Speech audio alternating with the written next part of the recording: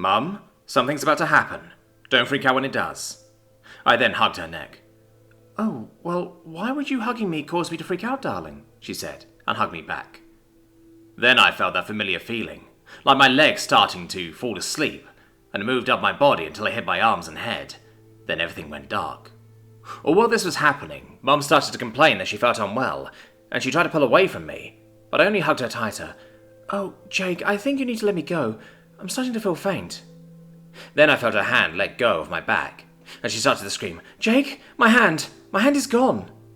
And with that, we reappeared in Suma's cave.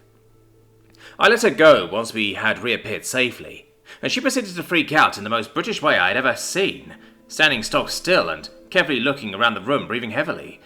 She did eventually start speaking again, however.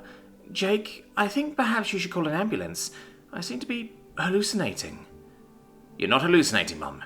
Everything you thought you saw is happening, I told her calmly, trying to keep her from having a panic attack. She carefully and slowly looked down at her hand with horror in her eyes. Jake, my hand. I saw it vanish, she said, worried. Yes, that happens too, but it's back now, I agreed and pointed out. What is happening? She asked. Mum, let me introduce you to Suma, I said, motioning to her. Suma was crouched on the floor, breathing heavily. Are you okay, Suma? I asked once I noticed. That was hard, she said in between her panting. A sparkly bird? My mum asked, confused. But I thought you said Suma was a friend from school. Yes, but to be fair, how was I going to explain this? I said. She quickly looked back and forth between Suma and myself. Oh, I get it. This is a prank. She laughed in denial. Jake, you know how much I disapprove of pranks, but I have to admit this one is pretty impressive.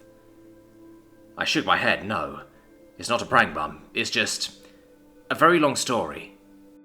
She didn't seem to believe me, so I decided to move on and continue with introductions. Anyway, Mum, like I said, this is Suma. And Suma, this is my mum. Nice to meet you, Suma said.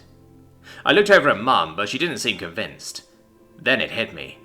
Mum, what do you hear Suma saying? I asked. She looked at me confused. It sounds like a bird. Why is it glittery? You didn't pour glitter on this poor thing, did you? She scolded. No, Mum, I turned to Suma. Suma, what do you hear my mum saying? Well, it kind of sounds like barks and grunts, honestly, she said, after finally catching her breath and standing up straight again. Needless to say, I was annoyed. I didn't exactly want to spend this whole time acting as intermediary between a woman who thought I was going crazy and Suma. Suma, how did you get me to understand you when we first met? Or rather, third met, I asked. I linked with you and showed you my memories, that's all I know. I never figured out how we actually ended up understanding one another's languages, she told me. While Suma and I talked, my mum looked on with worry and awkwardness. Okay, well, let's just try that, I said. Mum, Suma is going to enter your mind and show you some of her memories. We think that will allow you to learn her language, but we aren't sure. Jake, I think we need to both go to the hospital, she said, putting a gentle hand on my shoulder. Trust me, Mum, and don't freak out when it starts, okay? You will be fine, I told her, before telling Suma to begin. She bowed her head and raised her wings. Then a magic circle formed around her and Mum. I wasn't privy to the memories, but I could guess what was happening based on Mum's reactions. Jake, what is happening? She gasped. How far should I show her, Jake? Suma wondered. Just show her up to the point where I accepted being your familiar, I suggested. What is that monster? Mum said, shocked. She was probably at the pub with the Borog. Her hands covered her mouth, and she looked as if she was going to be sick. I should have expected this part, honestly. Mum hates violence, and she can't handle gore. She never wanted to watch action movies on family movie night when I was growing up.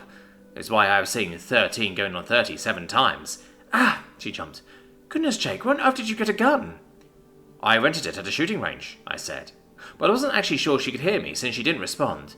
Okay, we're almost done, Suma said, and the magic circle she had created started to fade. So, can you hear her now? I asked. Jake, what was that? Mum asked, shaking. I think it worked, Suma said. Mum looked over at her, shocked. That bird just spoke,